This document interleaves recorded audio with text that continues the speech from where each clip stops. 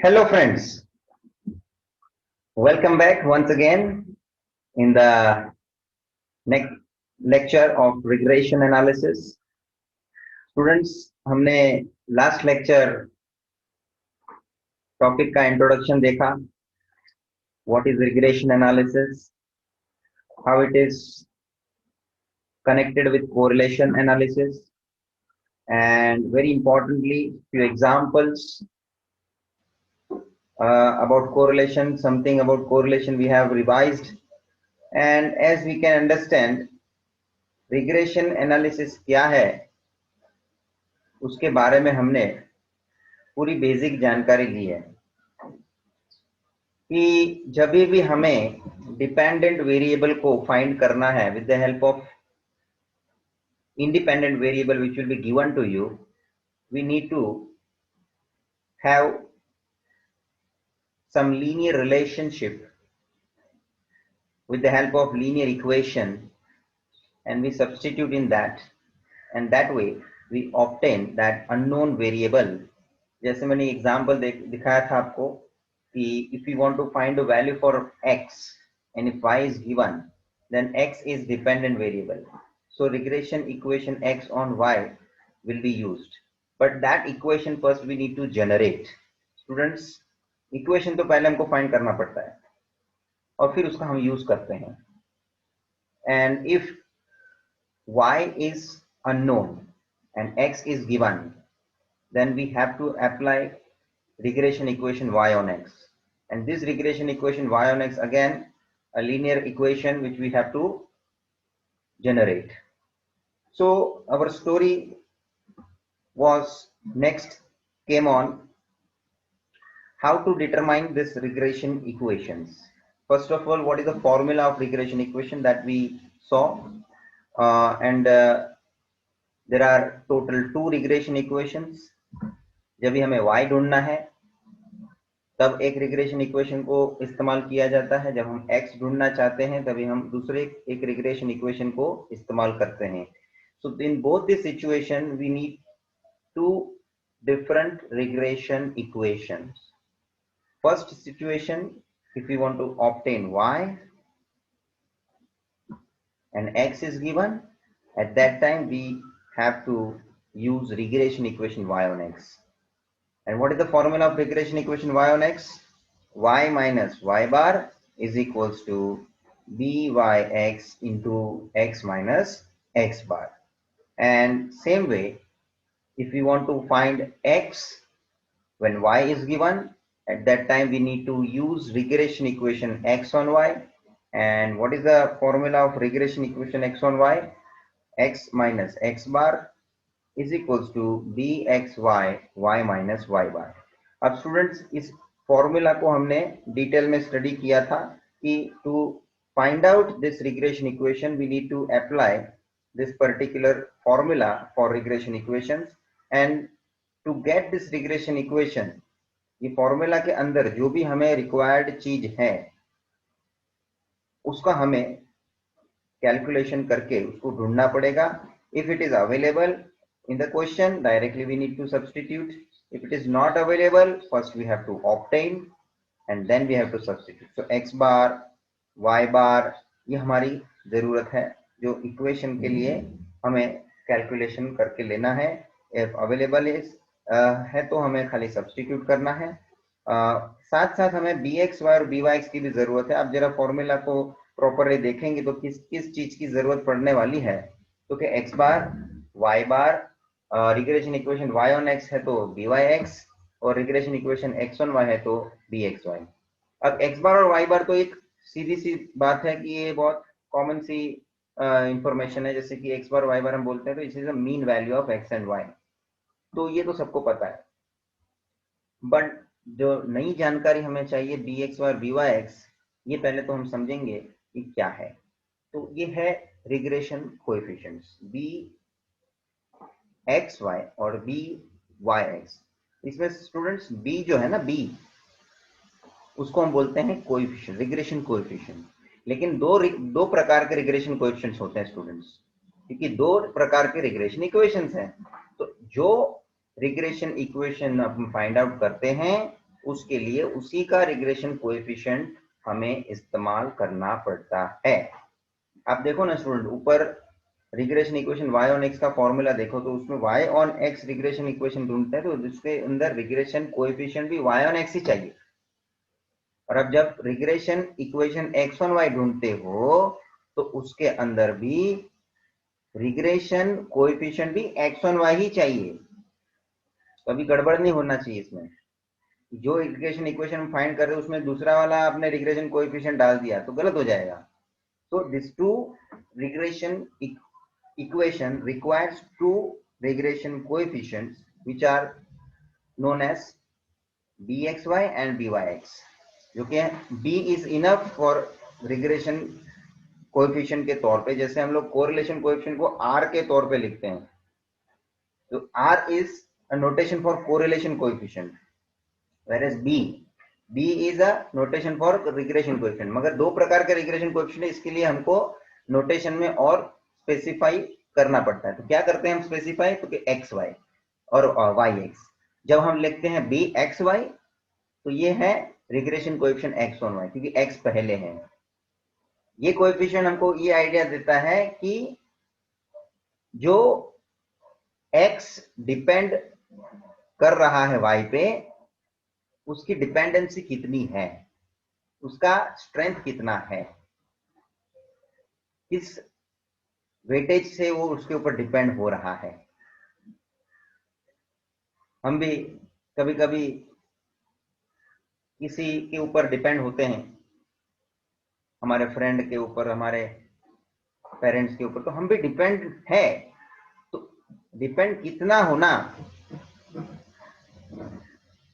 उसका एक लेवल है। हम तो पूरे के पूरे डिपेंड है या थोड़ा बहुत हमको उसका सपोर्ट लेना पड़ेगा तो हम उसको बोलते हैं कि नहीं, हमको थोड़ा उसका हेल्प लगेगा तो हम थोड़ा बहुत उसके ऊपर डिपेंड हो रहे हैं, बाकी तो हम खुद कर लेते हैं, है ना, ऐसा बोलते हैं। तो यहाँ वैल्यू टर्म में है बी एक्स वाई का मतलब है कि X on Y, X depends on Y. और उसी तरह से I will explain for Y on X regression coefficient, that is byx. So y is depending on x, but this coefficient byx will give you idea about how much y is going to be depend on x. So it shows the dependency of y on x. तो हमारा student, इतना हमने कुछ discussion रखा था, आगे बढ़ते हैं। जो भी हमने रिवाइज किया है उस जो भी चीज हमने कर दी है उसको अब तक की उसमें रिवीजन ले रहे हैं। और ये बहुत ही इंपॉर्टेंट है क्योंकि टेक्निकल है और नो डाउट प्रैक्टिकल है बात जो भी मैं रख रहा हूं आपके सामने, but it's very very important as far as this chapter जिसके अंदर हम क्वेश्चंस करने वाले हैं उसके लिए जो फॉर्मूला वगैरह है, इसका जो कंसेप्ट है वो समझना बहुत ही जरूरी है। So that for I am revising it and then I will get back to the regular, हमारा जो भी आगे बढ़ना है हमें उसको मैं कंटिन्यू करूंगा, but little bit revision I want.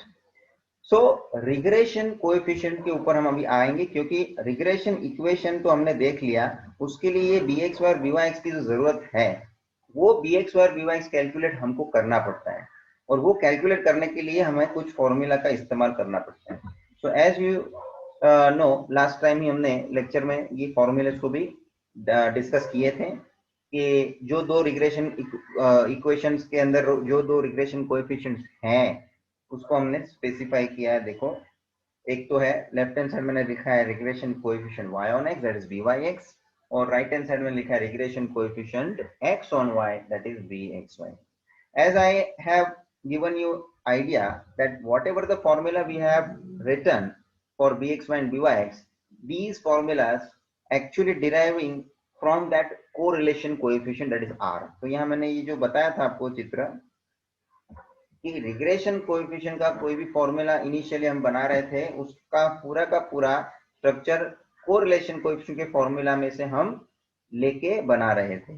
तो देखो कुछ फॉर्मूला जो स्टार्टिंग के थे, जैसे फर्स्ट वाला bxy byx, दोनों मैंने byx bxy मैंने दोनों जो लिखे हैं वो फॉर्मूलास आपको याद आना है कि भाई आपने वो कोरिलेशन के फॉर्मूला में से इसके मैं ऊपर से ये रिग्रेशन कोएफिशिएंट के फॉर्मूला जनरेट किए हैं। और what was the key point for making the formula for B Y X and B x Y? क्योंकि मैंने कोरिलेशन के फॉर्मूला को आपको बोला था कि उसको बेस पकड़ के लीजिए। जितने भी फॉर्मूला कोरिलेशन के अंदर हमने डिस्कस किए हैं 11th में, उसी में से मैंने ये रिग्रेशन कोएफिशिएंट के फॉर्मूला बनाए थे। और उसमें मैंने एक हिंट आपको स्पेशली ये दिया था कि न्यूमरेटर सभी में सेम रहना है। और दूसरी बात, जो डिनोमिनेटर में हम लिखेंगे उसके अंदर जो आप बी वाई एक्स का फॉर्मूला बना रहे हो, तो नीचे डिनोमिनेटर में एक्स की सब इंफॉर्मेशन आएगी और वाई की कुछ नहीं लिखनी है आपको, क्योंकि वाई तो डिपेंडेंट है एक्स के ऊपर, एक्स इंडिपेंडेंट है, एक्स नोन है, वाई अननोन है। तो जो नोन है उसकी बात डिनोमिनेटर में आती है। और तीसरी बात मैंने बोली थी कि उसका जो स्क्वायर रूट है वो आपको हटा देना है। तो ये जो है, इतने पॉइंट आप ध्यान में रखोगे तो आपको ये फॉर्मूला रेडी हो जाना है। उसी तरह से बी एक्स वाई के टाइम आप जब फॉर्मूला बनाओगे, न्यूमरेटर तो छोड़ो, वो तो मैंने कॉमनली बोल दिया सेम रहने वाला है आर के फॉर्मूला के कंपैरिजन में। पर what about the denominator again? तो बी एक्स वाई है, एक्स डिपेंड्स ऑन वाई, तो वाई का सब इंफॉर्मेशन हमारे पास होना है, because Y is independent, X is dependent. तो नीचे डिनोमिनेटर में देखो वाई की जानकारी सब आएगी, सब है ना, वाई का इंफॉर्मेशन लिखा है ना, and that too without square root must be avoided। तो इस तरह से हमने फर्स्ट सेकंड थर्ड ये फॉर्मूले को डिस्कस किए थे। मैं ज्यादा अभी डिटेल में वापस से नहीं जाऊंगा, because already we have discuss all these formulas. Standard deviation के फॉर्मूलाज को भी ध्यान में लेना है, जो आपने वो भी 11 से सीख के आए हैं आप।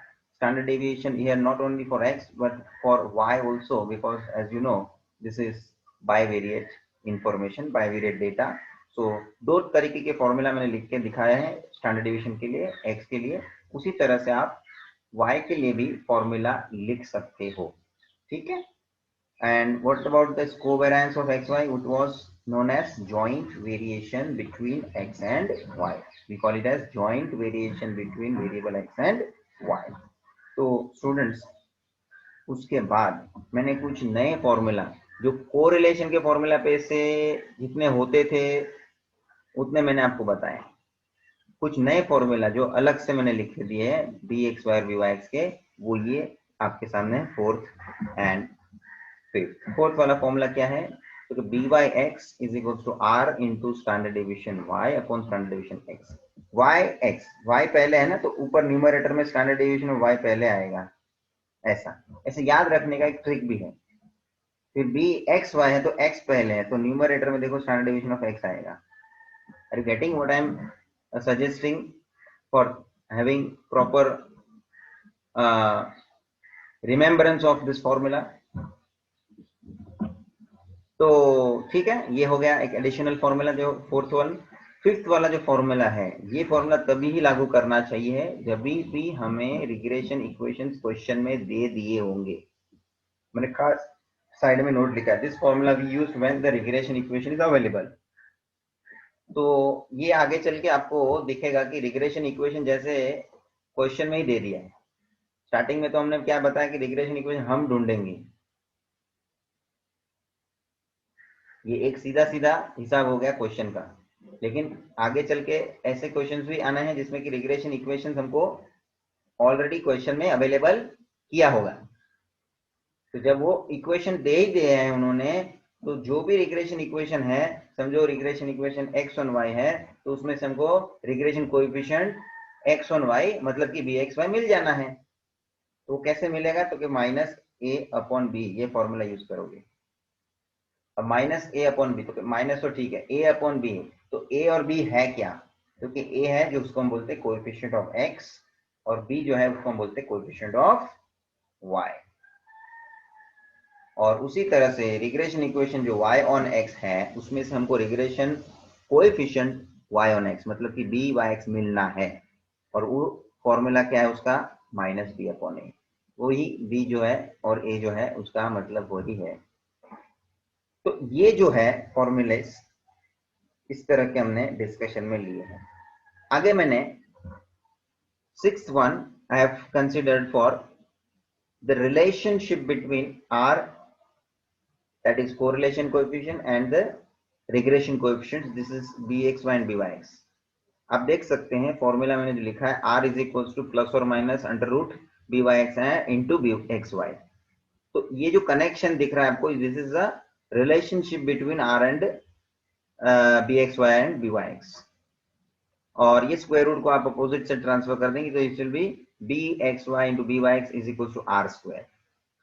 अब स्टूडेंट्स, जो पहला मैंने रिलेशन दिखाया r is equal to plus और minus under root bxy into byx, उसमें माइनस और प्लस दोनों है। तो यहाँ जो दो साइन जो हमने लिख के रखा हुआ है भले, लेकिन ultimately when we calculate finally एक ही कोई साइन कंक्लूजन में होनी है, जैसे कि या तो प्लस या तो माइनस।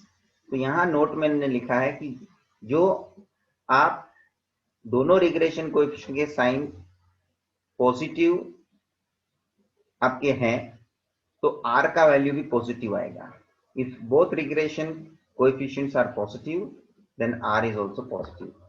एंड सेकेंड वन उसके अपोजिट लिखा है, if both regression coefficients are negative then r is also negative. तो नेगेटिव होना या पॉजिटिव होना ये डिपेंड कर रहा है bxy और byx की साइन पे। और एक खास पॉइंट था कि bxy और byx के साइन कभी भी डिफरेंस नहीं हो सकेंगे, सेम होंगे। ये पॉइंट भी जुड़ा हुआ है। नेक्स्ट,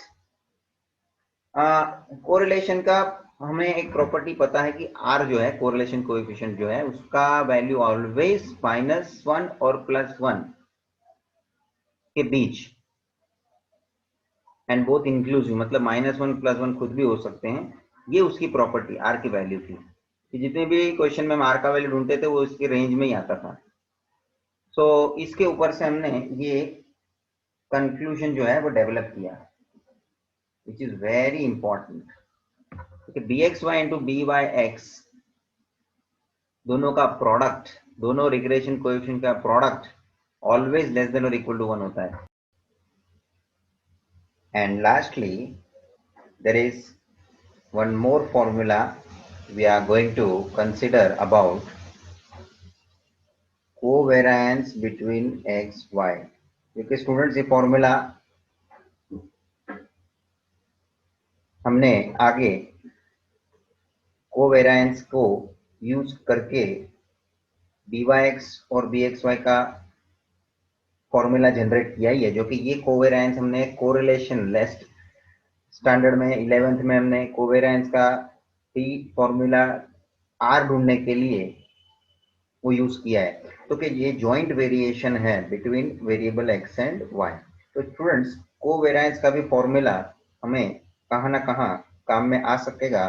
तो let me give this formula, that is 1/n into sigma x minus x bar into y minus y bar. Also, there is one more formula about covariance between x, y, that is in terms of sigma xy upon n minus x bar into y bar.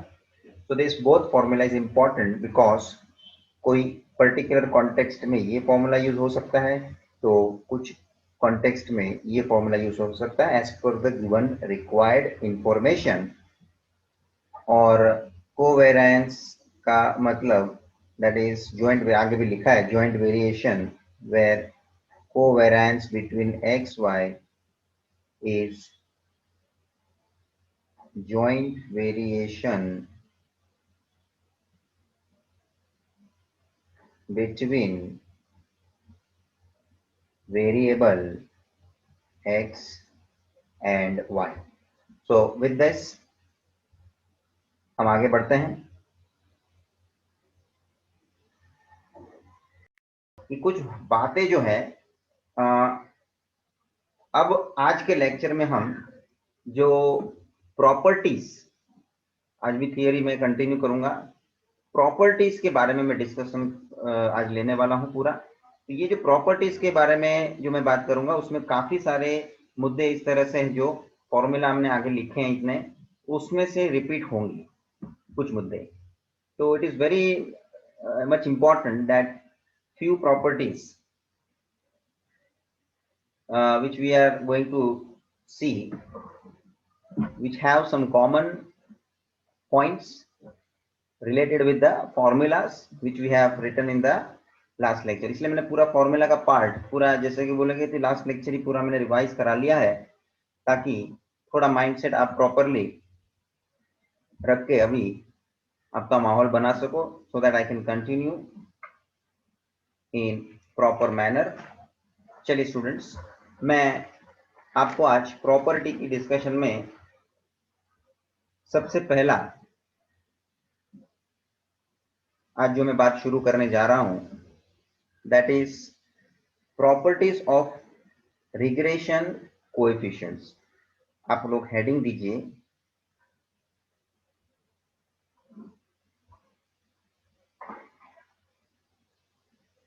Properties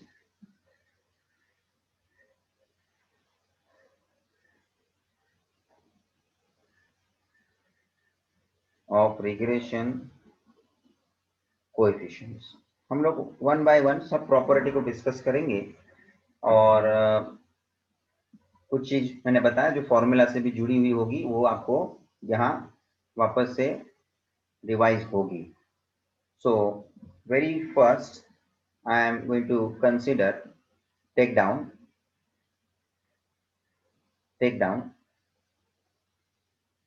regression coefficient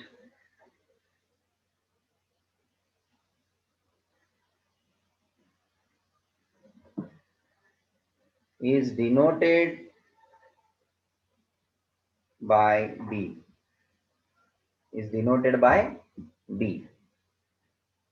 where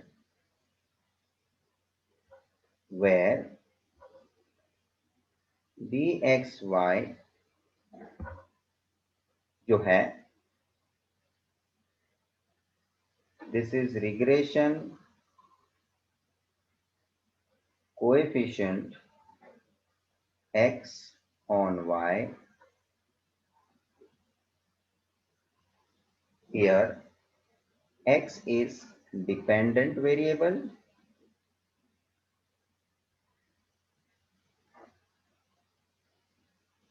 and y is independent variable. Are you getting students? ये बात आपको मालूम है, जो कि मैंने आगे भी ये रिपीट किया हुआ है, मगर अभी हम जो है ना थोड़ा ये कॉन्टेक्स्ट प्रॉपर्टी के हिसाब से ये पूरा लिख रहे हैं, तो सब चीज एक साथ आपके सामने प्रेजेंट होनी बहुत जरूरी है. कि बहुत सारे मुद्दे डिस्कस होते हैं, थियरी डिस्कस होती है, बेसिक बात डिस्कशन होती है, लेकिन अभी हम सिर्फ प्रॉपर्टी के एंगल से बात रख रहे हैं. तो बहुत सारी चीज ऐसी है जो ये जो वैरायटी डिस्कशन मेरा हुआ है उसमें ये प्रॉपर्टीज का ना का इनकॉर्पोरेट हुआ भी होता है, मगर अब हम खाली एक प्रॉपर्टी के हेडिंग के नीचे सब लिख रहे हैं ना, तो सब कुछ आपके सामने मुझे प्रेजेंटेशन में लाना है. उसी तरह से dy x जो नीचे y x हम लिख रहे हैं, that is what regression coefficient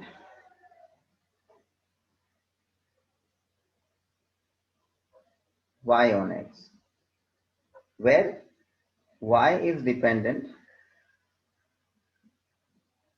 और x जो है वो इंडिपेंडेंट.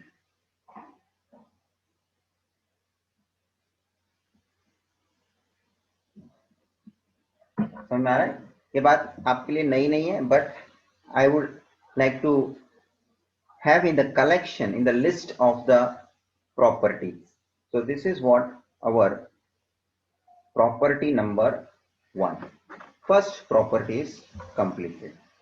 ओके, तो बी ही जो है वो लिखा हुआ जो है वो रिग्रेशन का कोएफिशिएंट माना जा रहा है, लेकिन रिग्रेशन के कोएफिशिएंट दो प्रकार के हैं, दो कैटेगरी में है. तो उसको बराबर से हम रिप्रेजेंट जो करना चाहें, तो एक्स वाई और वाई एक्स दो प्रकार के रिग्रेशन कोएफिशिएंट को हम फिर स्पेसिफाई करने के लिए जो बी के नीचे हम ये एक्स वाई और वाई एक्स लिख रहे हैं उसको हम एक्चुअल में बोलते हैं सफिक्स. थोड़ा टेक्निकल भी आपको ध्यान में लेना रहता है, क्योंकि थोड़ा ऐसा है कि नोटेशन खाली ध्यान में लिया होता है, लेकिन उसको कैसे लिखा है क्या बोला जाता है वो भी थोड़ा बात जो आप लोग समझेंगे तो अपने को वो कनेक्ट करके रखता है टॉपिक हमको, क्योंकि वो क्या उसकी भाषा में उसके बारे में जो बात चलती है वो पूरा समझना चाहिए आपको। खाली examination point of view preparation खाली मार्क्स ओरिएंटेड नहीं होना चाहिए। कुछ बातें रहती है क्योंकि ये कभी कभी हम देखते हैं कोई कोई स्टूडेंट्स ये सब चीज छोटी मोटी चीजों को ऑब्जर्व करते हैं, पूछते भी हैं कि भाई ये सर ये नीचे लिखा हुआ उसका किस तरह का मतलब निकालने का। हम तो पढ़ लेते हैं BXY सीधा सीधा, लेकिन वो एक लाइन में नहीं लिखा हुआ है, नीचे लिखा हुआ दिखता है। हम लोग भी लिखने के लिए ऐसा लिखते हैं तो एक लाइन में ही दिखता है ऐसा देखो, लेकिन नीचे लिखा हुआ थोड़ा ऐसा दिखना भी चाहिए। हैंड रिटन ऐसा हमारा निकल जाता है एक लाइन में, लेकिन है वो एग्जैक्टली अब टेक्स्ट बुक में वगैरह में प्रिंटेड वगैरह देखो तो it is at this bottom below, उसके सेम लाइन में नहीं है। सो दिस इज व्हाट उसका वो कैरेक्टरिस्टिक रिफ्लेक्ट करता है, वो जो सफिक्स में लिखा हुआ चीज है। ठीक है, बी तो बी है, लेकिन XY है या YX है, उससे वो अपना प्रॉपर आइडेंटिटी जो है वो रिवील करता है। Fine, second property for regression coefficients, properties for regression coefficients. चलिए नंबर 2, सेकंड प्रॉपर्टी इज, लिखिए,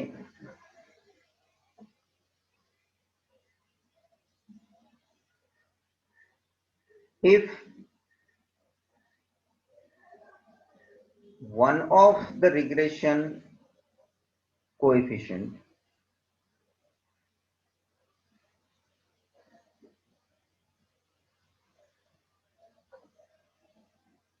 is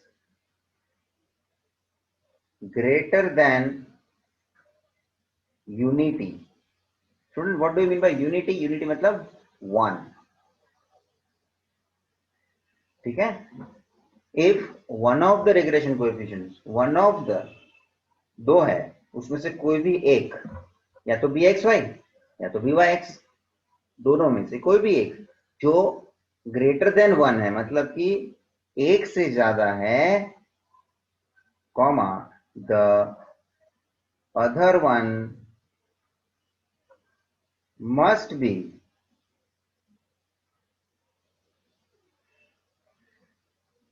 लेस देन। तो दूसरा जो रिग्रेशन कोएफिशिएंट होगा वो बट ऑब्वियस होना है 1 से कम। समझो BXY एक रिग्रेशन कोएफिशिएंट है जो 1 से ज्यादा है, तो दूसरा वाला BYX 1 से कम होगा। सो इसका मतलब ये निकलता है, नतीजा देखो, if BYX is greater than 1, then BXY is going to be less than 1, and vice versa. You can write, or if BYX is less than 1, then BXY is going to be greater than 1. समझ में आ रहा है students? ये जो है हमें इस property से समझ में आना है। When you will call calculate also regression coefficient के बारे में, ये जो हकीकत है, ये जो प्रॉपर्टी है, ये उसकी जो कैरेक्टरिस्टिक है, that you will come to know when you will see the practical question, when you find out the values of this regression coefficient. At that time it will be going to satisfy. Now very importantly, इसको हम एक अलग ढंग से भी लिखते हैं, इसी प्रॉपर्टी के अंदर है, since R cannot exceed unity as R always lies between and including -1 and +1. Should ये प्रॉपर्टी आपने कोरिलेशन की 11 में देखी है और अभी भी इसका इस्तेमाल होना है। कहीं ना कहीं ये भी जुड़ा हुआ है, because ultimately correlation and regression both the chapters are interconnected. Correlation analysis हुआ है, उसी से जुड़ा हुआ रिग्रेशन एनालिसिस आगे चल के हम कर रहे हैं ना, तो कुछ बातें जो है वो एक दूसरे से जुड़ी हुई है। तो since R can not exceed unity, मतलब एक से ज्यादा आर का आंसर हो नहीं सकता, इसलिए आर का जो रेंज होता है हमको पता है वो -1 और 1 के बीच में है, वो दोनों इंक्लूसिव भी है। मतलब इस पर्टिकुलर प्रॉपर्टी को हम इसके साथ जोड़ के ले सकते हैं, because ultimately B x Y और बी वाई एक्स का कनेक्शन आर के साथ हम जोड़ते हैं। तो ये जो मुद्दा मैंने लिखा दो, it is about correlation, about correlation, but correlation के साथ साथ अब हमारा रिग्रेशन के ऊपर ध्यान बैठता है, क्योंकि अब हमारा सामने चैप्टर रिग्रेशन है। तो ये मुद्दा जो है कोरिलेशन वाला, ये कहीं ना कहीं रिग्रेशन के साथ जुड़ा हुआ होना है, इसीलिए ये मैंने खाली स्पेसिफाई कराया है, तो ये ध्यान में रखना। चलिए आप अब आगे बढ़ें, नंबर 3 दीजिए, property number 3 for regression coefficients. Let me take right down, take down all of you. लिखो, product of the two regression coefficient, statement समझने का और उसके आधार पे हम फिर उसका प्रैक्टिकल अप्रोच भी लिख सकते हैं। Product of the to regression coefficient is square of the correlation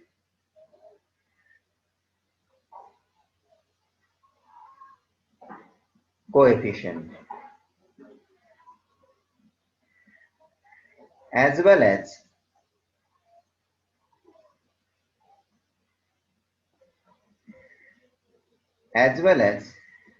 it is less than or equal to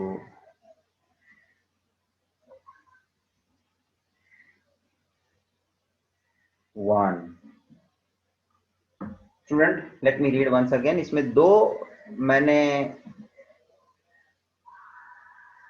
relation एक ही प्रॉपर्टी के द्वारा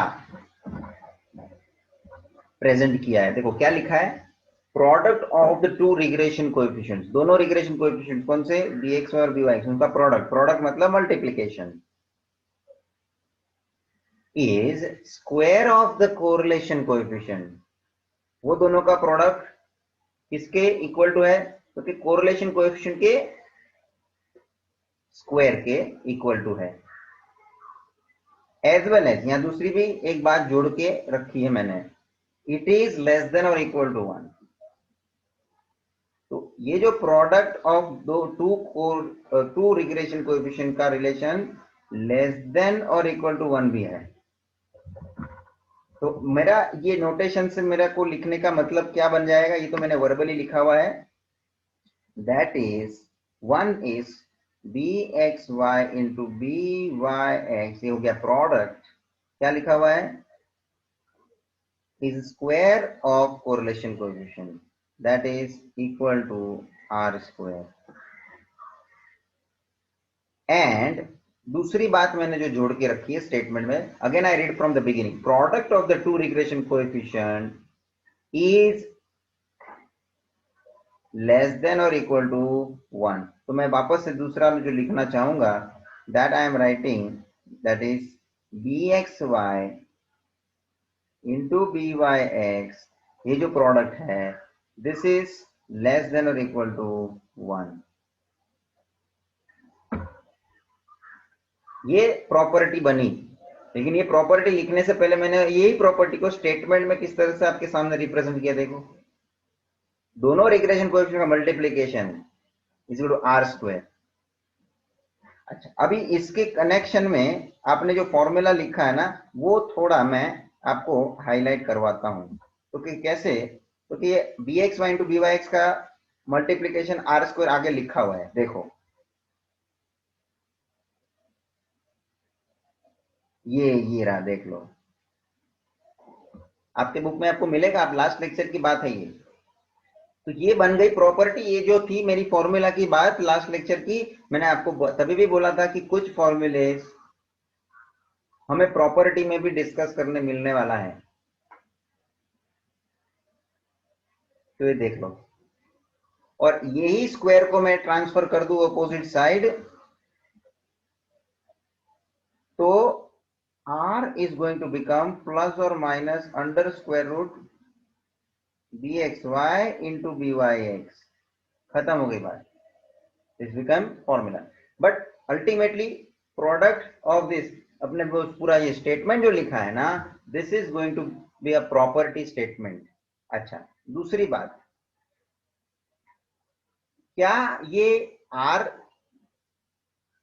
स्क्वायर, ये B x Y into B Y X के लिए जो आर स्क्वायर है, क्या मैं आर स्क्वायर के जगह पे B x Y into B Y X लिख रहा हूं, तो क्या मैं B x Y into B Y X की जगह पे आर स्क्वायर नहीं लिख सकता? तो मैं क्या कनेक्शन जोड़ना चाहता हूं स्टूडेंट, ये जो B x Y into B Y x का प्रोडक्ट लिखा है, इसके जगह पे क्या मैं आर स्क्वायर लिख सकता हूं? तो लिख सकते हैं इसके हिसाब से, because B x Y into B Y X is equal to R square, we have written in that. अब देख लीजिए इसका कंक्लूजन कैसे और तरीके से हम लिख रहे हैं, तो कि ये R square is less than और इक्वल टू 1।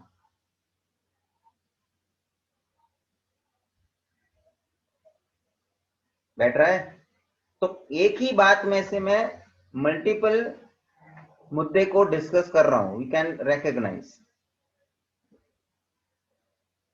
इसको मैंने घुमा के इस तरह से करके इस तरह से लिखा, या इसमें से मैं इस तरह से लिख सकता हूं, और ये भी दोनों चीज को मैंने इसके बदौलत,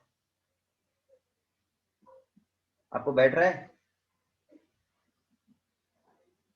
ये प्रॉपर्टी ध्यान में रखना स्टूडेंट, कभी आपको इसके ऊपर क्वेश्चन इस तरह से पूछ ले कि भाई write down the properties of regression coefficients, आपको प्रॉपर्टीज के बारे में पता होना चाहिए, ये क्वेश्चन इस तरह से पूछा जा सकता है आगे। बोर्ड में थियरी क्वेश्चन पूछते थे, हाँ, ये मत समझना कि theory question they can't ask.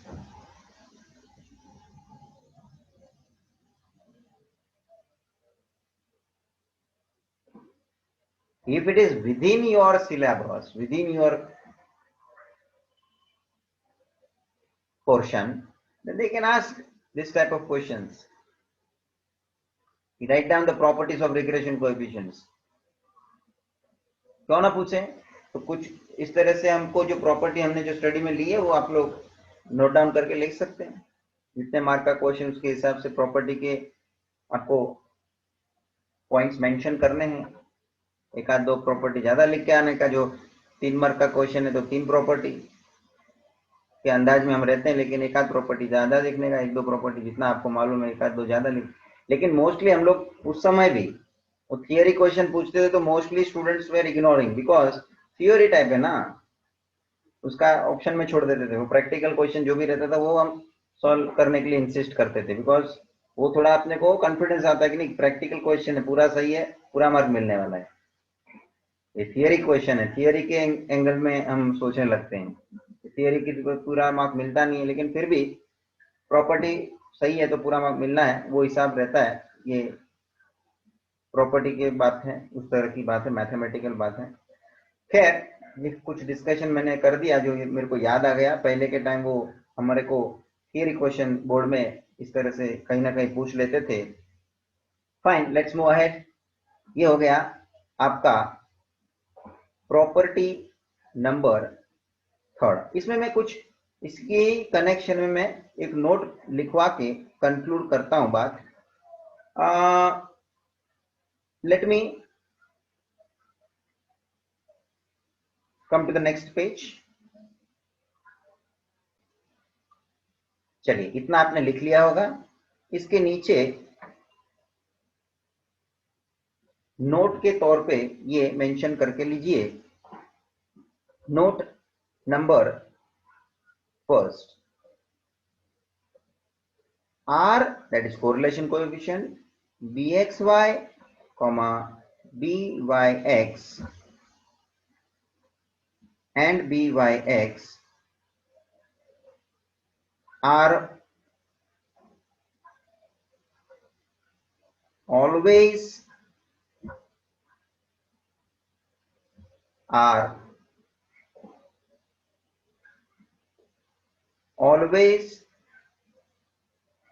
of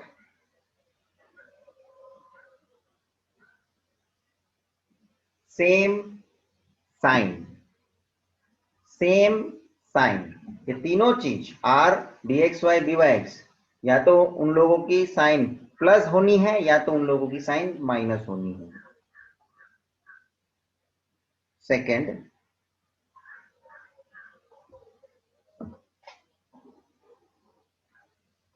take down regression coefficients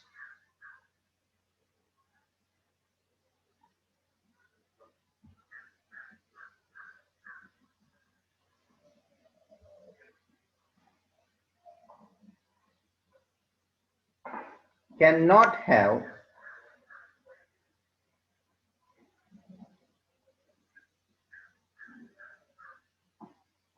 different signs। बहुत इंपॉर्टेंट बात हो गई।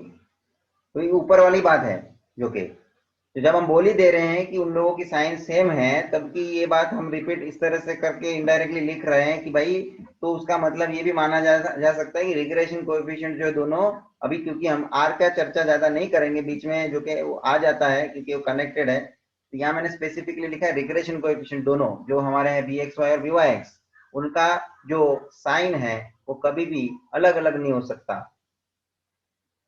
मतलब मुद्दे की बात यह है, या तो दोनों रिग्रेशन कोएफिशिएंट पॉजिटिव होने हैं या तो दोनों रिग्रेशन कोएफिशिएंट नेगेटिव होने हैं। ये मुद्दा है इंपॉर्टेंट। तो यहां मैं उसको एक्सटेंड करके लिख रहा हूं, वेयर पॉइंट नंबर ए उसी के अंदर में बात है, जैसे मैंने अभी बोल दिया, इफ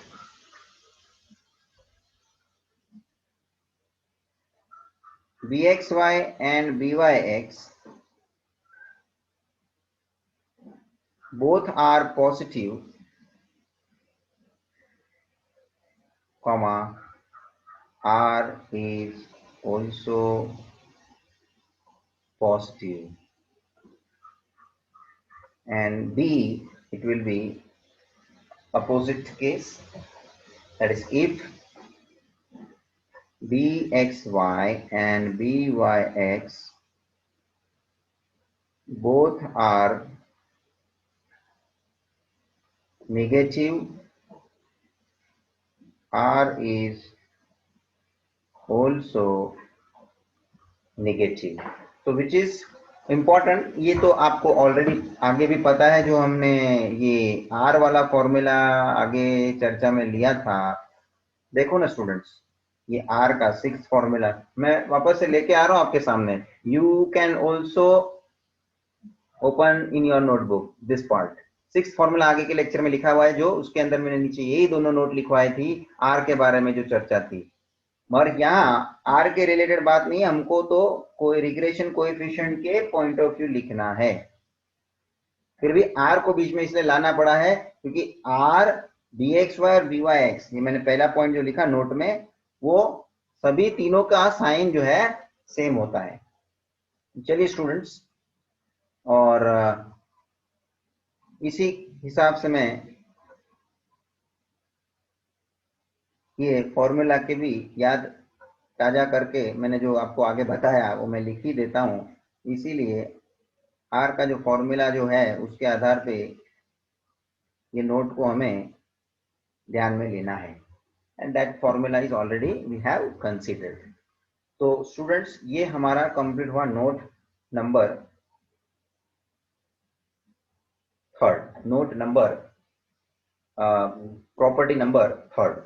चलिए स्टूडेंट्स, अब हम फोर्थ प्रॉपर्टी पे आते हैं।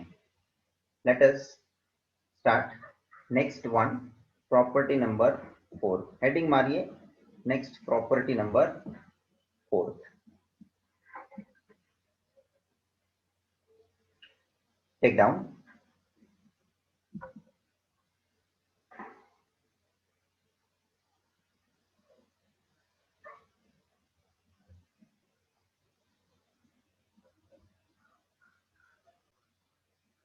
And before I come to the next property, इसी में एक और मुद्दा मैं जोड़ना चाहूंगा। Take down. इसी के अंदर ये एक अल्टरनेटिव तरीके से मैं लिखवा रहा हूं, जो थर्ड प्रॉपर्टी के ही कनेक्शन में है।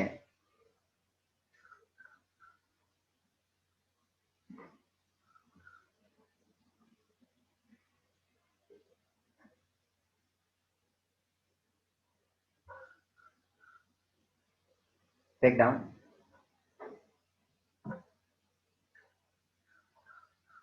The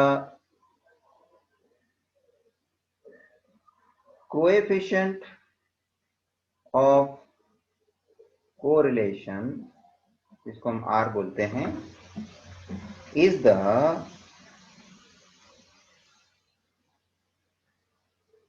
geometric mean of the regression coefficient. अब ये जो स्टेटमेंट लिखा है उसका जरा मीनिंग समझ लेना।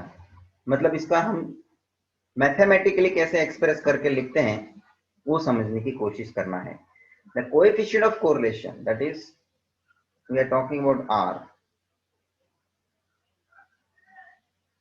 Is equals to geometric mean of regression coefficient. अब ज्योमेट्रिक मीन किसको बोलते हैं?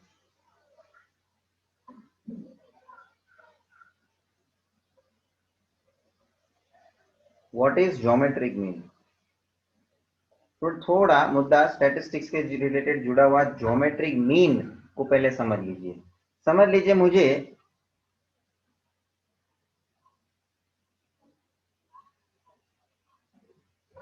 दो नंबर है 2 एंड 5, उसका ज्योमेट्रिक मीन निकालना है। तो ज्योमेट्रिक मीन निकालने के लिए दोनों नंबर का मल्टीप्लाई करना है, दोनों नंबर का मल्टीप्लिकेशन करना है और उसका nth रूट निकालना है ना। What is n? n is 2, because कितना डेटा है हमारे पास? 2,5, that is n is equals to 2। Only 2 observations are given और ये 2 ऑब्जर्वेशन के लिए हम ज्योमेट्रिक मीन निकाल रहे हैं, मतलब स्क्वायर रूट निकालना है। समझ लीजिए, एग्जाम्पल के तौर पे हमारे पास 2, 5, 8 तीन डेटा है, तो n इज इक्वल टू 3। तो ज्योमेट्रिक मीन क्या निकलेगा? इस तीनों को मल्टीप्लाई करो और तीनों का क्यूब रूट निकालो। तो जितना डेटा रहेगा उतना बार रूट निकालने का, वो है ज्योमेट्रिक मीन का मकसद। तो यहां हम ज्योमेट्रिक मीन किसका निकाल रहे हैं? Of the regression coefficients. दोनों रिग्रेशन कोएफिशिएंट्स है ना, bx और by दो ही है, तो दो ही है तो स्क्वायर रूट निकलेगा। दोनों का प्रोडक्ट निकाल के उसका स्क्वायर रूट बनाने का है। तो r is going to be this. अब जबकि ये प्रॉपर्टी प्लस और माइनस वाली, जो कि जिसमें मैंने फर्स्ट में लिखा था कि दोनों के जो है वो साइन ऑलवेज सेम होने हैं, दोनों के मतलब रिग्रेशन कोएफिशिएंट के, और किसके साथ वो सेम होने हैं? r के साथ। तो यहां मुद्दा बन जाता है कि कभी ये अंदर bx और by का साइन डिफरेंट होगा भी, तो वो पॉसिबल नहीं भी है। ये एक आप मुद्दा मैथमेटिकली इस तरह से भी सोच सकते हैं। समझ लीजिए ये पॉजिटिव हुआ और ये नेगेटिव हुआ, तो स्क्वायर रूट के अंदर नेगेटिव वैल्यू जनरेट हो जाएगा, एंड स्क्वायर रूट के अंदर नेगेटिव वैल्यू जनरेट हो गया तो which is not real, which is not going to be real, it is not a real। तो क्या हो जाएगा, वो तो इमेजिनरी हो जाएगा।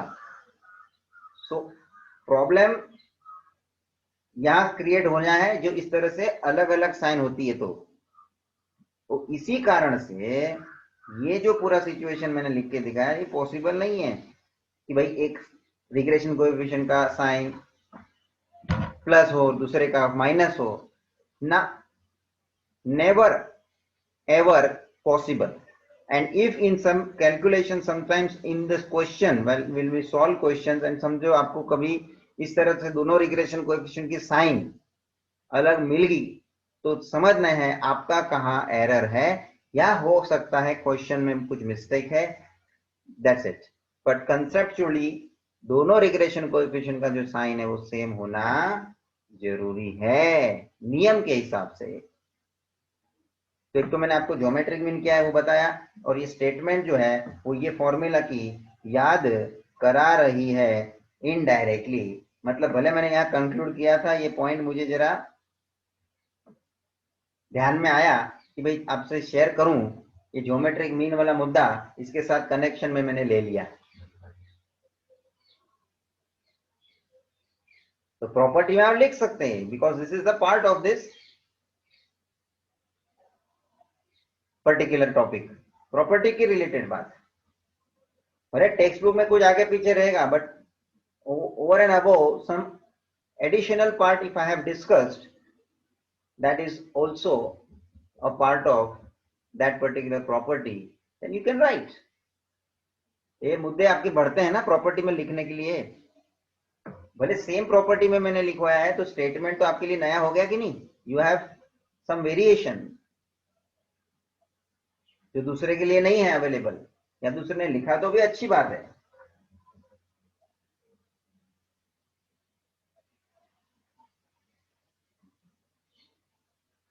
तो आपके लिए थोड़ा एडिशनल मुद्दा बन जाता है लिखने में। Fine, so this is what our property number 3 that I have completed. Coming to the next property number 4. Property number 4. Take down.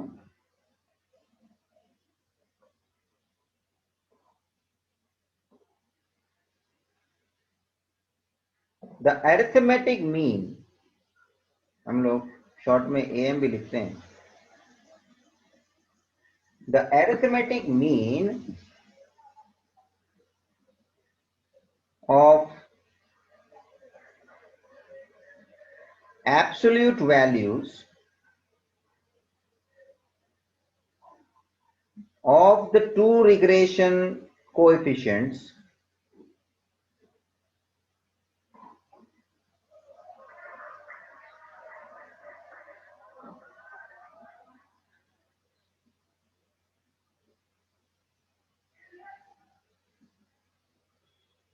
cannot be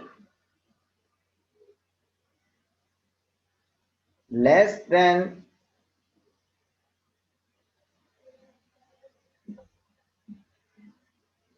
the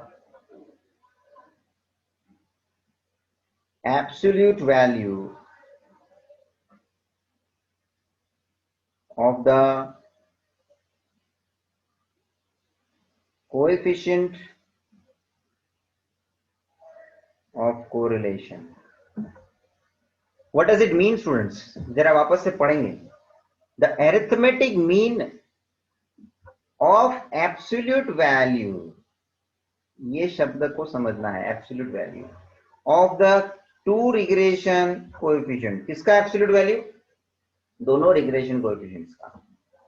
cannot less than the absolute value of the coefficient of correlation। इसके साथ connection जुड़ा है correlation coefficient के साथ, मतलब R के साथ। अब अभी स्टेटमेंट के बदले में मैं तुमको मैथमेटिकल फॉर्म में इसको डिस्कस करके बता देता हूं ये पूरा स्टेटमेंट प्रॉपर्टी का बोलना क्या चाहता है, इसका मीनिंग क्या बनेगा। तो के देख लीजिए, उन्होंने अरिथमेटिक मीन बोला है और एब्सोल्यूट वैल्यू का बात मैं बोल दूं, एब्सोल्यूट वैल्यू का मतलब होता है मॉड्यूलस। मॉड्यूलस, आपने मॉड्यूलस का इस्तेमाल आगे किया हुआ है, मॉड्यूलस दो पैरेलल लाइन के बीच में लिखा जाता है. This is you have I think studied in the measure of dispersion, mean deviation के फॉर्मूला में, जो आपने 11 में किया हो. तो मतलब मॉड्यूलस में लिखा हुआ चीज जो है ना, वो कभी भी नेगेटिव नहीं होता, always it is going to remain a positive. तो मॉड्यूलस के अंदर ये जो है ये फॉर्मूला जनरेट होगा. अब इसके अंदर क्या है? Arithmetic mean. किसका अरिथमेटिक मीन? तो कि दोनों रिग्रेशन कोएफिशिएंट का, मतलब b x y plus b Y x upon two. Arithmetic mean है स्टूडेंट्स. आगे के प्रॉपर्टी में मालूम है ना, ज्योमेट्रिक मीन की बात जोड़ी थी मैंने.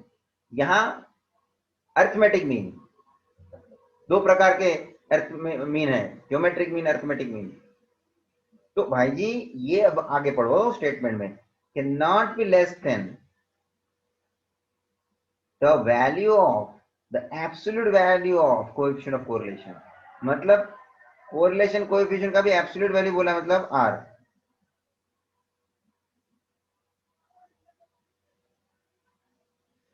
Can not be less than नहीं होना है, can not be less than. इसका मतलब क्या होता है जरा क्लियर बताइए. तो क्या बी एक्स वाई और बी वाई एक्स का जो अरिथमेटिक मीन है वो ऑलवेज ग्रेटर देन और equal to modulus of r. This is to be taken finally. ये नहीं हो सकता. तो होगा क्या? Can not be less than बोला है, तो होना क्या चाहिए? ग्रेटर देन और इक्वल टू. उससे छोटा नहीं है. तो क्या होना होता है वो? उसका मतलब या तो बड़ा है या तो उससे उसके इक्वल है, उसकी जितना है. समझ में आ रहा है students? So this is a property. और कभी कभी इन लोग ऐसा भी लिखते हैं, बहुत से बुक्स में हम लोग ने पढ़ा है कि ऐसा भी है. इसका मतलब ये आप पूरे को मॉड्यूलस लो, बेटर है you can just show b x y and b Y x in the modulus upon two. क्योंकि टू बट ऑब्वियस है, नीचे डिनोमिनेटर में पॉजिटिव ही है, उसमें मॉड्यूलस करने की जरूरत नहीं. Only this regression coefficient should be shown in the modulus. The show sometimes like this also. तो दोनों का मीनिंग तो सेम ही हुआ ना. रिप्रेजेंटेशन में लिखने में थोड़ा अपन ने उसको अलग ढंग से लिखा है, otherwise both have similar meaning. ये कभी ऐसा लिखा हुआ दिखेगा, वो ऐसा लिखा हुआ दिखेगा, अपने को कंफ्यूजन में आना नहीं है. Both represent the same information and this is for the same property. तो ये एक मुद्दा प्रॉपर्टी नंबर 4 में हमने एरिथमेटिक मीन के कॉन्टेक्स्ट में देखा. और खास बात, अब आगे बढ़ते हुए नेक्स्ट प्रॉपर्टी नंबर 5 पे मैं आगे बढ़ूंगा.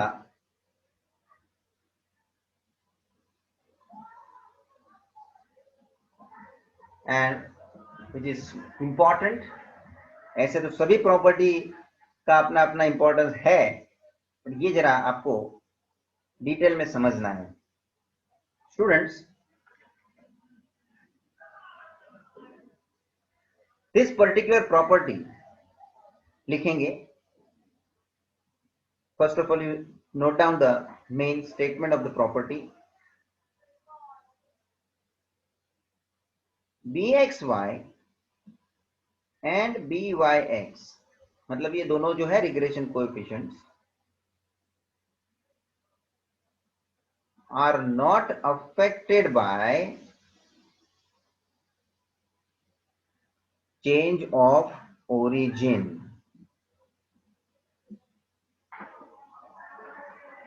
but affected by change of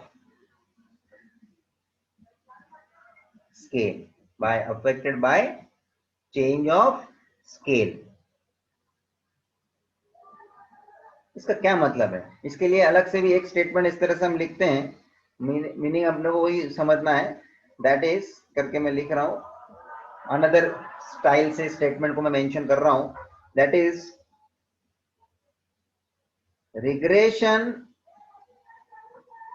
coefficients are independent of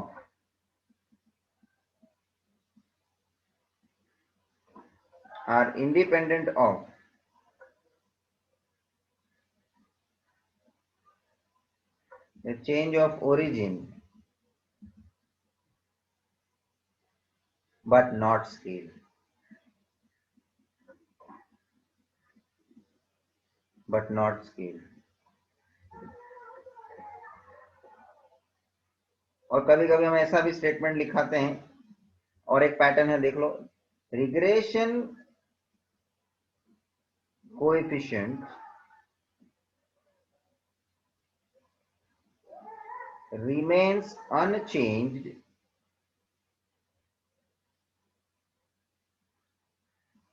due to shift of origin but change due to shift of scale. ये तीनों स्टाइल से लिखी हुई चीज है जो पूरी एक ही स्पेसिफिक प्रॉपर्टी को रिफ्लेक्ट करती है। अलग अलग स्टाइल से लिखा हुआ है स्टूडेंट्स। अब इसका हम मेन मीनिंग समझते हैं, स्टूडेंट्स। हमें क्वेश्चन में एक्स और वाई का डेटा दिया रहता है, ठीक है। मैं क्वेश्चन का आपके सामने लेआउट डिस्कशन में ला रहा हूं, और ये जो क्वेश्चन आपको दिया है इसमें सब अलग अलग आपको वैल्यू अवेलेबल की है एक्स और वाई की, ठीक है। ये जो वैल्यू है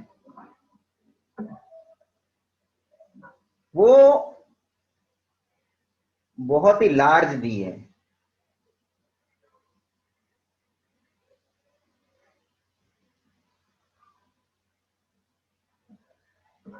1000, 2000, 15,000, 18,000।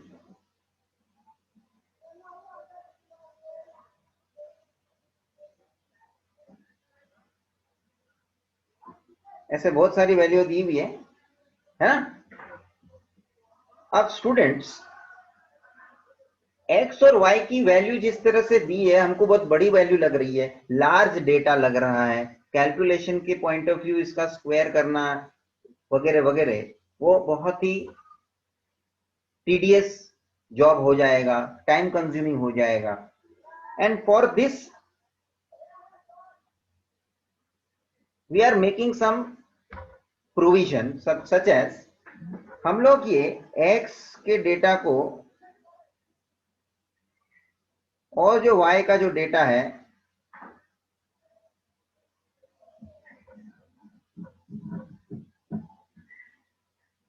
उसको टेबल में जब हम लिखते हैं तो हम उस x और y के डेटा को डायरेक्टली इस्तेमाल करने के लिए नहीं लेते हैं, क्योंकि वो पहले से बहुत बड़े हैं।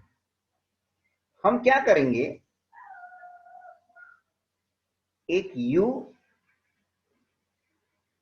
और एक v, इस तरह से x के लिए u और y के लिए v हम नए वेरिएबल का एक अजम्पशन लेंगे। And these two variables u and v are temporary in nature, which are fictitious, which is not having any practical relevance as far as x and y are given as original variables. Question में जो variable दिया है x and y वो है हमारा original. u और v तो हमने टेम्पररी क्या करना है, x के लिए और y के लिए अजम्पशन के लेवल पे अज्यूम करके लेने के लिए हमने उसको कंसीडर किया है। u और v हमारे लिए कुछ नहीं, खाली कैलकुलेशन छोटा होने के लिए मैं अब u और v में मेरे x और y को रिस्पेक्टिवली कन्वर्ट करूंगा। मैं क्या करूंगा, x की वैल्यू में से मैं कुछ a, मतलब कि x की जितनी भी वैल्यू हमारे को दी है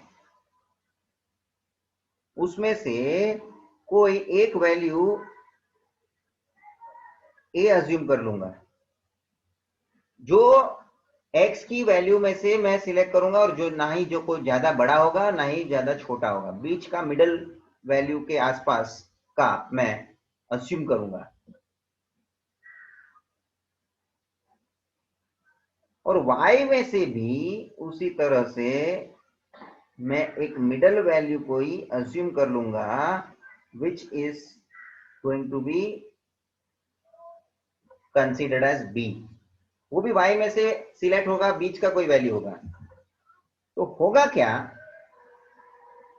y माइनस बी, और रिजल्टिंग वैल्यूज जो हम इस तरह से माइनस करेंगे, तो कि u का जिस तरह से मुझे वैल्यू मिलेगा तो x में से a को माइनस करते जाऊंगा, तो मेरे जो u का वैल्यू मिलेगा यहाँ 1/1 x में से जो भी मिलेगा वो छोटा हो जाएगा। जो बड़ा था वो छोटा, क्योंकि मैंने माइनस a किया ना स्टूडेंट्स।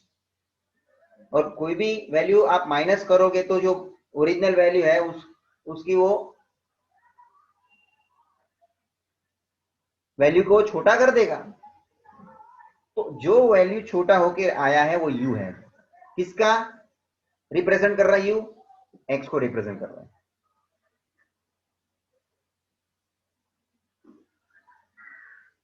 साथ में v को मैंने कंसीडर किया y के जगह पे, तो y में से मैं y की भी वैल्यू सब बड़ी बड़ी है, तो y की वैल्यू में से मैं b को माइनस करते जाऊंगा तो y की वैल्यू छोटी हो जाएगी। और वो छोटी वैल्यू जो है मैंने किससे अज्यूम की है, v से अज्यूम की है। तो ये जितने भी y की वैल्यू होगी जो पहले बहुत बड़ी बड़ी थी वो अब v में कन्वर्ट हो गई और वो छोटी हो गई। तो अब हमें मान के लेना है u और v को सामने रख के आगे का कैलकुलेशन करना है। अब जबकि मेरे को रिग्रेशन कोएफिशिएंट जब ढूंढना है तो मुझे तो ढूंढना है regression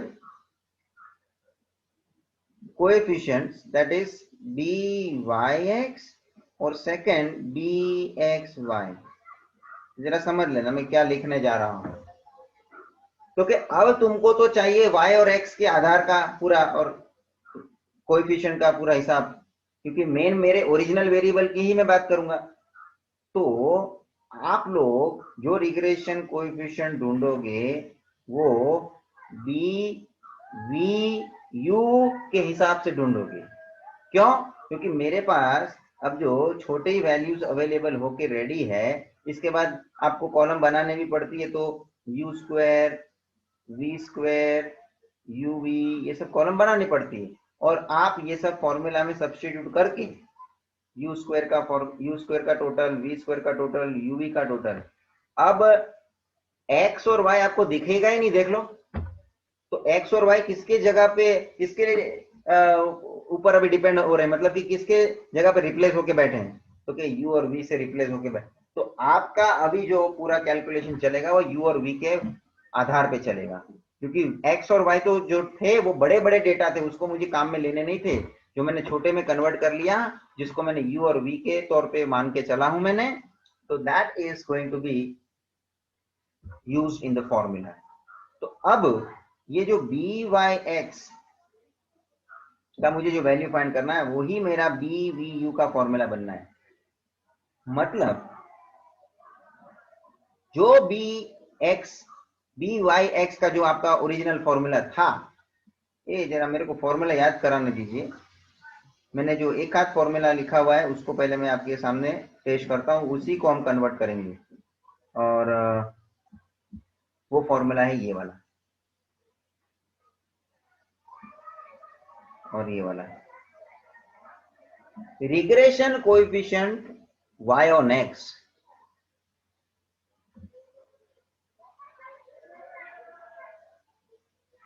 that is b Y x का जो फॉर्मूला लिखा है मैंने, उसमें एक्स और वाई का इस्तेमाल किया हुआ है, क्योंकि मेरे ओरिजिनल वेरिएबल एक्स वाई है। लेकिन अब फिलहाल मेरे वेरिएबल एक्स और वाई के मेरे रिप्लेस करके रखे हुए हैं यू और वी में। तो पूरा का पूरा फॉर्मूला का स्ट्रक्चर यू और वी में कन्वर्ट हो जाना है। तो मेरा फॉर्मूला कैसे दिखना है, मेरा फॉर्मूला कैसे दिखना शुरू हो जाएगा, जरा मुझे फॉर्मूला बनाने में मदद करें। जिधर x है उधर u, जिधर y है उधर v, सब्स्टिट्यूट करके लीजिए बी वी यू का फॉर्मूला। न्यूमरेटर वही होता है sigma u v minus sigma u into sigma v whole upon, भाई साहब नीचे डिनोमिनेटर में विदाउट स्क्वायर रूट का हिसाब से लिखना है, और तो और कौन यहाँ नीचे आएगा, क्योंकि y x है तो y तो डिपेंडेंट है, x इंडिपेंडेंट है, x का सब आएगा। अगर x नहीं आएगा यहाँ पे, x को कौन रिप्लेस करा है, u, तो नीचे से u का आएगा। तो क्या है जी, n sigma u square minus sigma u the whole square. Story is over. ये फॉर्मूला स्टूडेंट देखो, सेम वही फॉर्मूला मैंने लिखा है, लेकिन खाली यहाँ u और v के कॉन्टेक्स्ट में लिखा है। Now what is the actual purpose for converting? कोई आपको पूछे कि सर आपने इसको u और v में कन्वर्ट करा है तो क्यों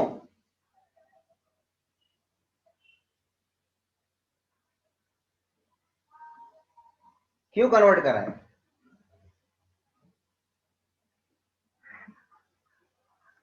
समझ में आ रहा है? क्योंकि सीधी सी बात थी, मैंने वहीं स्टार्टिंग में आपको बताया कि जो कन्वर्जन किया है due to the large values given in the question, and वो लार्ज वैल्यू को मैं छोटा बनाने के लिए, ये मैंने u और v का इस्तेमाल करके पूरा स्टोरी डेवलप किया है। अच्छा एक मिनट, आगे फॉर्मूला जारी है, मेरे को जरा बी एक्स वाई का कोई फॉर्मूला बनाना है। तो कि बी एक्स वाई में ढूंढने के लिए आप लोग बी यू वी ढूंढेंगे, because x replaced by u, y replaced by v. चले न्यूमरेटर तो सेम है, n sigma u v minus sigma u into sigma v whole upon without square root, किसका आएगा, v का आएगा n sigma v square minus sigma v the whole square. खत्म हो गई स्टोरी। मतलब जो बी वी यू का आंसर आया वही बी वाई एक्स का आंसर आएगा, जो बी यू वी का आंसर आएगा वही बी एक्स वाई का आंसर आएगा। कोई चेंज नहीं, कोई चेंज नहीं। ये जो मैंने माइनस किया ना x माइनस ए, ये जो स्टाइल माइनस ए और यहाँ माइनस बी, इसको हम बोलते हैं change of origin, change of origin. और इसके लिए मैंने लिखा है नॉट अफेक्टेड। तो चेंज ऑफ ओरिजिन जब आपने किया, तो जब आप चेंज ऑफ ओरिजिन करते हो तो आपका u और v के हिसाब से जो कोएफिशिएंट मिलेगा वो ही माना जाएगा x और y के हिसाब से जो मिलता था।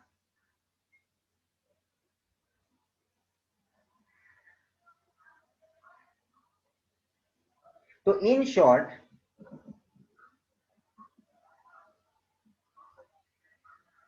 byx is equals to bvu and bxy is equals to buv under change of origin, under change of origin। और इसीलिए बोला गया है प्रॉपर्टी में रिमेन्स अनचेंज्ड। आप BUV निकाल के बोल सकते हो मैंने आंसर किसका निकाला, BXY का। आप BVU निकाल के बोल सकते हो मैंने किसका आंसर निकाला, BYX का। क्यों? क्योंकि आपने यहाँ चेंज ऑफ ओरिजिन का मेथड के हिसाब से प्रेजेंटेशन देख रहे हैं आप लोग, कॉलम में माइनस करके लिया ना, उसको बोलते हैं चेंज ऑफ ओरिजिन। अब मैं आता हूं, what about change of scale then, what about change of scale then? भाई साहब चेंज ऑफ स्केल वाली बात बाकी है मुझे करने की, और वही मेन मुद्दा है मेरा ये प्रॉपर्टी के पीछे का। अफेक्टेड बाय, जिससे वो अफेक्ट करता है। तो अफेक्ट करेगा तो ओरिजिनल वेरिएबल का मुझे कोएफिशिएंट ढूंढना है, रिग्रेशन कोएफिशिएंट, तो उसके लिए मेरे को क्या करना पड़ेगा? Let us discuss that. चलिए मैं वापस उदाहरण उसी तरह से लेके आपके सामने आता हूं। मेरे पास x और y का डेटा अवेलेबल है, ठीक है ना, बहुत बड़ी बड़ी वैल्यू दी हुई है,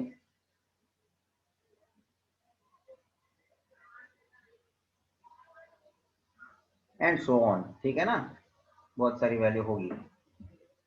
और अब मैं ये x और y के वैल्यू को u में और v में कन्वर्ट करूंगा,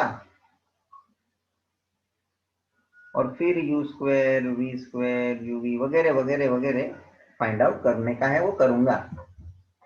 तो मेरा पर्पस अभी देखो, वापस पर्पस वही है, u और v में कन्वर्ट क्यों कर रहे हैं, कोई पूछेगा तो, क्योंकि x और y का डेटा बहुत बड़ा था, उसको हमें अभी क्या करना है, कंप्रेस। वो आप लोग कंप्रेस वर्ड यूज करते हैं ना, फाइल को कंप्रेस करते हैं मोबाइल में। कंप्रेस होना मतलब उसका उतना जो स्पेस होता है, उसकी जो जीबी है, एमबी है, वो उसमें कम हो जाती है। It can be easily accommodated within the limited span of space of the storage, ठीक है ना। तो कंप्रेस वर्ड होता है। तो यहां मेरे को क्या करना है, x माइनस ए तो करना ही है, साथ में अपॉन में मुझे c से डिवाइड कर देना है, v के लिए मुझे y माइनस डी तो करना ही है, अपॉन डिवाइड बाय डी भी करना है।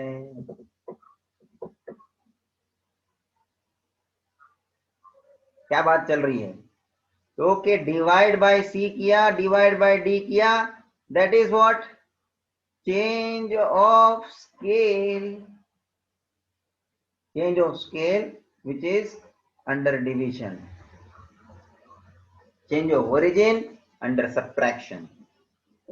अब देखो मुद्दा थोड़ा यहां से मेरा डिस्कशन का आगे जो बढ़ेगा, क्योंकि इसके हिसाब से आपने यू वी चलो बना तो, कॉलम बना तो लिए, और यू और वी में कन्वर्ट हो गया, अब डेटा और छोटा हो गया। कारण क्या था, देखो स्केल्स के हिसाब से जाना, क्योंकि यहाँ जो हुआ चेंज ऑफ ओरिजिन भी हुआ एंड चेंज ऑफ स्केल भी हुआ, लेकिन मेरा मुद्दा यहाँ डिस्कशन में स्केल के बारे में ज्यादा रहेगा, क्योंकि ओरिजिन का तो डिस्कशन हमने ऑलरेडी देख लिया कि ओरिजिन चेंज होने से मेरे फाइनल कंक्लूजन में कोई चेंज नहीं होता है, लेकिन स्केल के कारण मेरे फाइनल वैल्यू में कुछ चेंजेस होगी, और वो चेंजेस क्या होनी है और उसको किस तरह से मुझे कंपनसेट करना है, उसकी भी मैं बात करूंगा।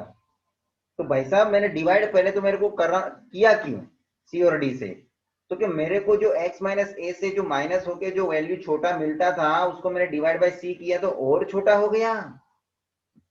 v के लिए मैंने y माइनस बी करके मैंने वैल्यू को छोटा किया था, उसको मैंने d से डिवाइड करके और छोटा कर लिया।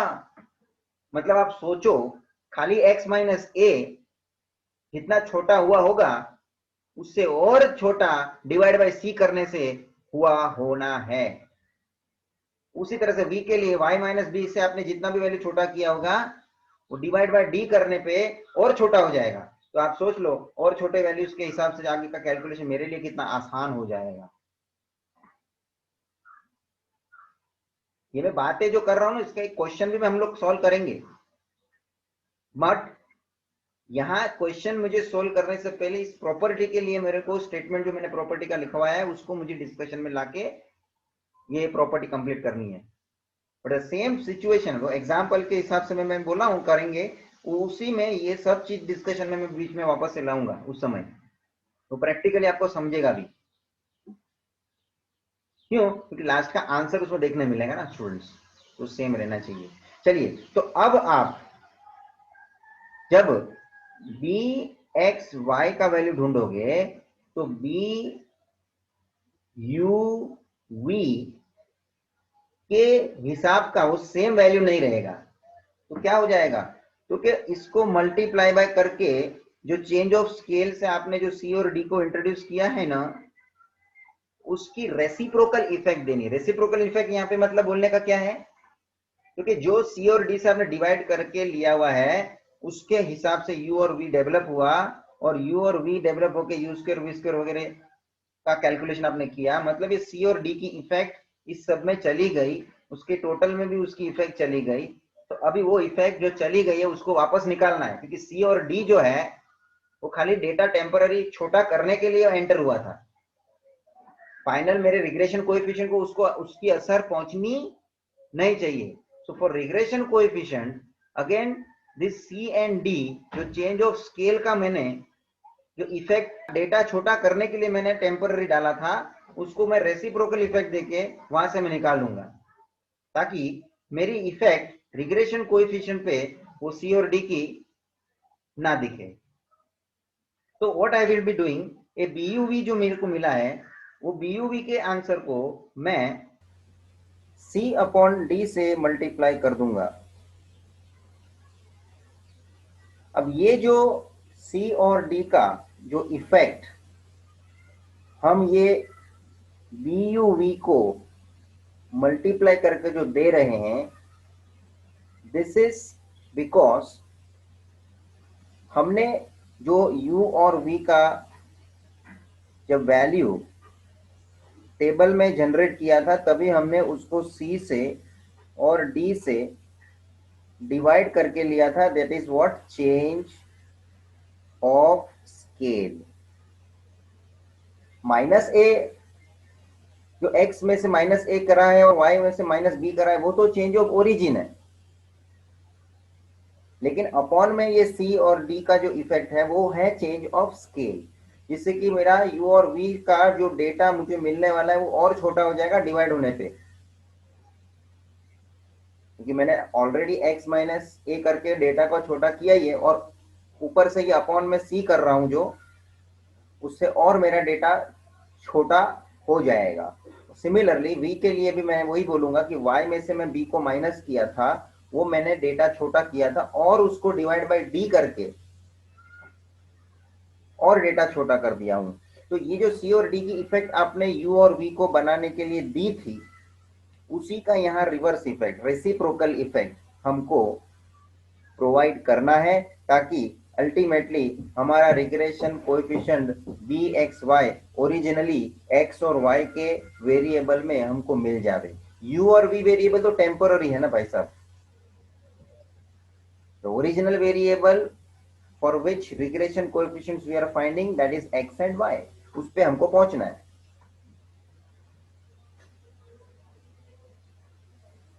In the same way, when we are going to find byx for this regression coefficient, वही bvu को मुझे मल्टीप्लाई कर देना है d अपॉन c के इफेक्ट से, जो इसका रेसिप्रोकल इफेक्ट है। तो बी वाई एक्स जो है हमारा ओरिजिनल रिग्रेशन कोएफिशिएंट एक्स और वाई के वेरिएबल के टर्म्स में मिल जाता है। टेम्पोररीली यू और वी का इस्तेमाल करा है और उसमें जो चेंज ऑफ स्केल का हमने उपयोग किया है, तो सीधी सी बात है उसका इफेक्ट इस तरह से हमें फॉर्मूला में देना जरूरी है। हमने इसके पहले चेंज ऑफ ओरिजिन की बात करी, खाली चेंज ऑफ ओरिजिन, और फिलहाल हम बात कर रहे हैं चेंज ऑफ ओरिजिन के साथ साथ स्केल की भी। तो चेंज ऑफ ओरिजिन के समय, सिर्फ चेंज ऑफ ओरिजिन के समय देखो, खाली मैंने x में से a को माइनस किया था और y में से b को माइनस, अपॉन में c और d के इफेक्ट नहीं दी है, that was only change of origin. तो इन दैट केस हमारा जो ओरिजिनल बी वाई एक्स और b x y regression coefficients होंगे वो सेम होंगे जो बी वी यू और बी यू वी के हिसाब से हमको मिलेंगे, उसमें कोई हमको इफेक्ट एक्स्ट्रा देनी नहीं है। Whereas when I am in the change of scale, in this case we have to give the reverse effect finally to get this regression coefficients of this original variable x and y. So this is the formula under change of origin and scale method. Very important, खास मेरा focus रहा change of scale के ऊपर। Change of origin तो मैंने इसलिए लिखा है क्योंकि मैंने फॉर्मूला में -a करके और -b करके दिखाया है। कभी कभी ऐसा भी हो सकता है खाली चेंज ऑफ स्केल भी बोल सकते हैं हम, तो उस केस में क्या हो जाएगा, -a और -b होता नहीं है, डायरेक्टली अपॉन में कुछ इफेक्ट रहेगा, तो वो चेंज ऑफ स्केल को हमें मालूम पड़ना चाहिए कि इन दैट केस चेंज। तो ये जो फॉर्मूला हमने यूज किया under change of origin and scale method, students this is very important property as we have discussed, and not only this property, all together each and every property of this regression coefficients what we have discussed is very important, as it can be asked in your objective type question। theoretical background आपका इसमें बहुत ही perfect होना चाहिए ताकि आप objective type question को बराबर से फोकस कर सकते हो। सो विद दैट हमने ये जो प्रॉपर्टीज है वो आपके सामने मैंने प्रेजेंट की है, वो कंप्लीट की है, और इसको पूरा प्रॉपरली आप नोट डाउन करेंगे because this is very important theoretical aspect. और नेक्स्ट लेक्चर में इसी को मैं कंटिन्यू करते हुए, आज मैंने जो ये प्रॉपर्टीज जो कवर की वो रिग्रेशन कोएफिशिएंट की है, कुछ पॉइंट मुझे और कवर करने हैं जो प्रॉपर्टी के तो हैं लेकिन that properties will be for regression equations, क्योंकि रिग्रेशन इक्वेशन भी जुड़ा हुआ है ना। तो रिग्रेशन इक्वेशन के बारे में मैं बात उसके प्रॉपर्टी के बारे में नेक्स्ट लेक्चर में रखूंगा। टिल दैट पूरा पार्ट जो है वो आप गो थ्रू करें। Thank you friends.